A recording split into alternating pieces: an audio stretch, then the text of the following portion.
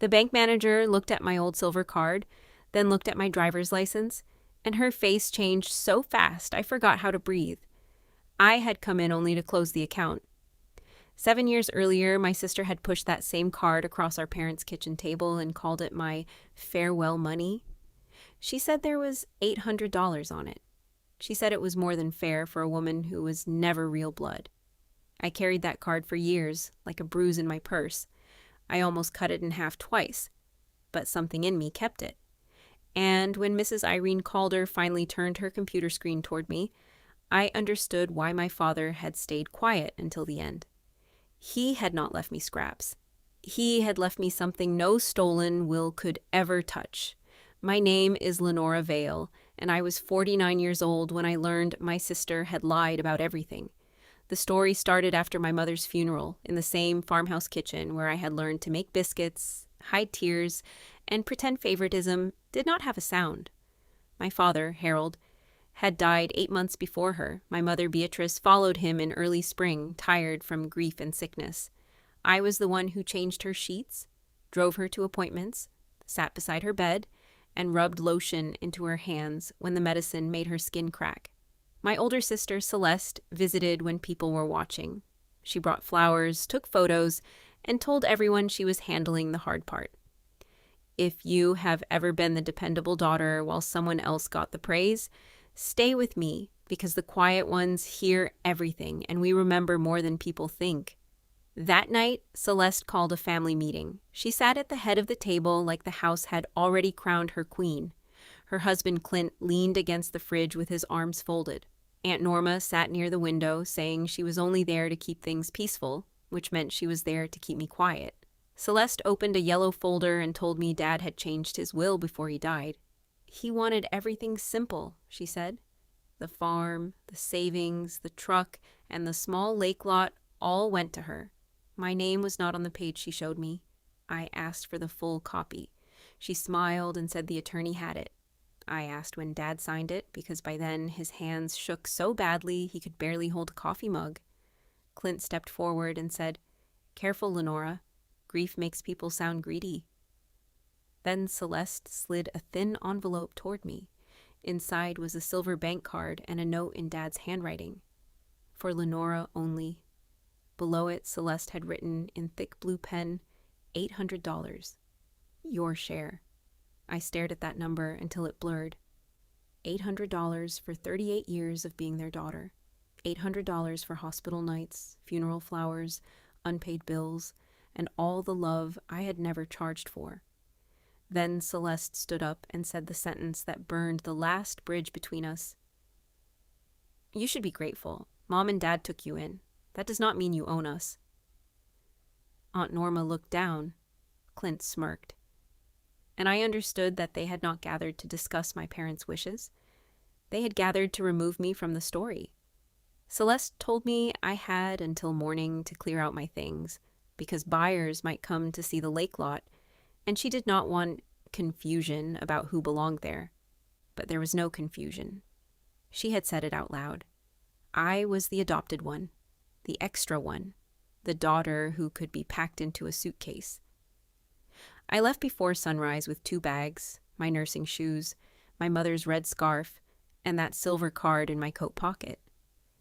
At the end of the gravel driveway beside the trash bins, I stopped. I wanted to throw the card away. I wanted to throw away her handwriting, her insult, her $800 price tag on my whole life. I dropped it into the bin on top of coffee grounds and wilted lilies. For 1 second, I felt strong. Then I saw Dad's note still clipped to it, for Lenora only, and I heard his voice from years before when I was 12 and he had sat beside me on the porch during a thunderstorm. "Little bird," he had said, "one day you'll have a safe place nobody can vote you out of." I thought he meant love. I thought he meant courage. I reached into the trash, pulled the card back out, wiped it on my sleeve, and saw something faint on the back, written in pencil under the strip. "Walk in when you are steady." I did not understand it. Not then. I only knew my father had written it, so I kept it. For 7 years, I rebuilt myself the slow way. I rented a little duplex behind a laundromat in Mill Creek. I worked double shifts at the retirement center, then took weekend work as a private nurse. My knees hurt. My hands ached. Some nights I ate toast for dinner and told myself it was enough because at least nobody at the table could call me Charity. Celeste renovated the farmhouse and posted pictures online. New porch, new counters, new white fence. Under every photo, she wrote, "Blessed to protect our family legacy." 2 years later, the lake lot was gone. Then Dad's truck was sold. Then Clint's name appeared in court notices because his equipment business had collapsed. So the legacy she stole was being cut into pieces to pay for his mistakes. If you have ever watched someone waste the thing they hurt you to get, you know it is not satisfying. It is just a different kind of grief. The silver card stayed in my purse behind my grocery rewards card. Once, during a bad winter, when my furnace broke and my bank account was down to $63, I tried to use it online. The system rejected it and told me the account required in-person verification. I laughed so hard I cried. Even Celeste's insulting gift had rules. I put the card away and worked another night shift. Later, Mr. Fenn, my parents' old neighbor, found me at the retirement center and brought a shoebox my mother had left with him. Inside were her reading glasses, a church recipe book, and a letter with my name on it. She wrote that she was sorry she had not been strong enough to stop Celeste from counting love like money. Then came the line that made my hands go cold. "Your father made a door for you. Do not fight Celeste for walls. Take the card and walk in yourself when you are steady. No will can touch what he chose for you." Still, I waited. Maybe I was afraid. Maybe I was tired. Maybe I needed to become a woman who did not walk into that bank begging for proof she had been loved. By the 7th year, I had a better job, a small savings account, and a porch with 2 rocking chairs. I was not rich, but I was peaceful. And peace feels rich when you have slept under someone else's cruelty for too long. Then Celeste called me out of nowhere, sweet as poison tea. She said the farmhouse was going up for sale and asked if I still had that little card. My stomach tightened. I asked why. She said, "If there's anything left, we should divide it fairly. We are sisters." 7 years before, I was not blood. Now that she was broke, I was her sister. I hung up, drove to the bank the next morning, and told the teller I wanted to close the account. The teller typed the card number, froze, and called Mrs. Calder, the branch manager. Mrs. Calder was older, calm, and sharp-eyed, the kind of woman who could read a lie before it finished speaking. She led me into her office and asked if anyone had ever explained the card to me. I told her my sister said it held $800. Mrs. Calder's mouth pressed into a thin line. "Honey," she said, "this is not an $800 card. It is an access card to a payable-on-death trust your father opened in your name. Your mother added to it before she passed. It can only be claimed by you, in person, with identification. It never passed through the estate. It was never controlled by the will." Then she turned the screen. "I will not give you the exact number like a game show prize, but I will tell you this. It was enough to make a tired nurse sit back and cover her mouth. It was Dad's savings, Mom's insurance, and royalties from a small gas lease under the back acreage, all directed to me before Celeste ever touched that folder. Celeste had stolen the will, the house, and the land, but Dad had left me the one thing her paperwork could not reach. I cried in that office, but not because of the money. I cried because my father had known. He knew Celeste counted every plate, every dollar, every hug. He knew I gave until I disappeared. So he built a locked door and put my name on it. Mrs. Calder told me he had come in alone, sick but stubborn, and said, "My older girl will fight for what she can see. My younger girl will walk away before she hurts anybody. I need to leave her something no one can shame her out of." I signed the first papers with shaking hands. By noon, Celeste had heard I had been at the bank. Small towns do not keep secrets. They season them and serve them hot. She called 6 times. On the 7th, I answered. She started with honey, family, grief, and fairness. I said, "Meet me at the bank tomorrow. Bring Aunt Norma. Bring Clint. You wanted witnesses last time. So do I." They came dressed for sympathy. Celeste wore pearls and a black coat. like she was attending another funeral. Clint looked smaller than I remembered. Aunt Norma sat with her purse in her lap, already ashamed. Celeste began her performance in the lobby, talking about Mom and Dad wanting unity, about hard years, about how blood should share. I waited until she finished. Then I placed Dad's note and Mom's letter on the table. I read one line out loud. No will can touch what he chose for you. Mrs. Calder stood beside me and explained, clearly and calmly, that the trust, insurance, and lease royalties belonged to me alone. They were never part of the estate. No altered will, no yellow folder, no sister, no husband, no desperate debt could touch them. The lobby went silent. Then Celeste forgot her mask. "That's not fair," she snapped. "She was adopted. She was never really ours." The words landed in public this time, not in a kitchen, not behind closed doors, in front of tellers, customers, Aunt Norma, Clint, and the bank manager who had watched my father protect me better than any courtroom speech could have. I looked at Celeste and felt the strangest thing, not rage, freedom. "You stole the will," I said softly. "You took the house. You sold the lake lot, you spent the accounts, and still you lost the only thing Dad made sure you could never touch." Clint sat down like his legs had emptied. Aunt Norma whispered that she should have spoken up years ago. I told her yes, she should have. Then I signed the final form. Celeste did not apologize. People like her do not apologize when they are exposed. They look for a new story where they are the victim. Let her. I had my father's note, my mother's letter, and a place to stand. I did not buy a mansion. I kept my porch with the 2 rocking chairs. I paid off my debts, set up a scholarship for adopted and foster kids at the county high school, and opened a protected account for Celeste's granddaughter, because no child should pay for the sins of the adults counting around her. I never reconciled with my sister. Forgiveness is not always a bridge. Sometimes it is a locked gate you stop standing beside. And every time I hold that silver card, I remember the trash bin, the coffee grounds, the insult, and the morning I walked into a bank thinking I was closing an account. Instead, I opened the door my father had built for me. If anyone ever hands you scraps and calls it your share, do not throw away the card too fast. Sometimes love hides quietly behind the thing they thought was worthless. Sometimes revenge is not screaming. Sometimes revenge is walking in steady, signing your own name and letting the truth destroy the lie. Commentary, explanation, and lessons.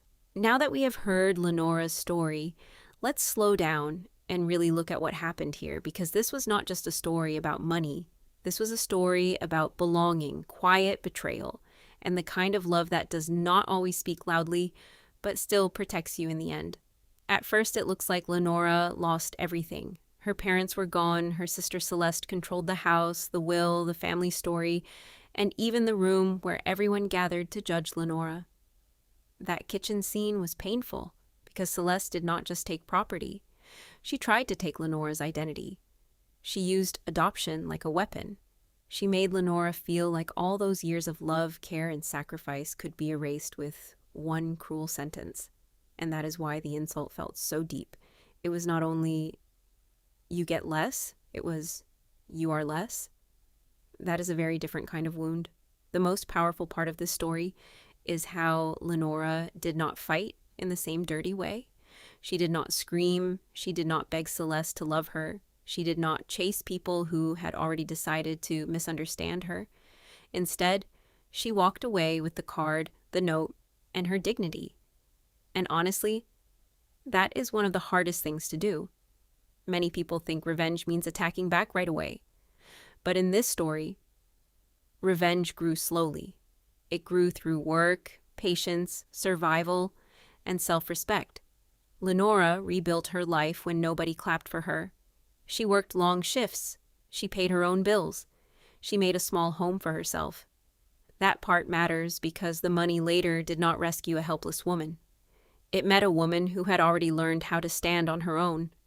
Celeste's biggest mistake was thinking legal paper was the same as love. She believed if she controlled the will, she controlled the truth. But the father understood something deeper.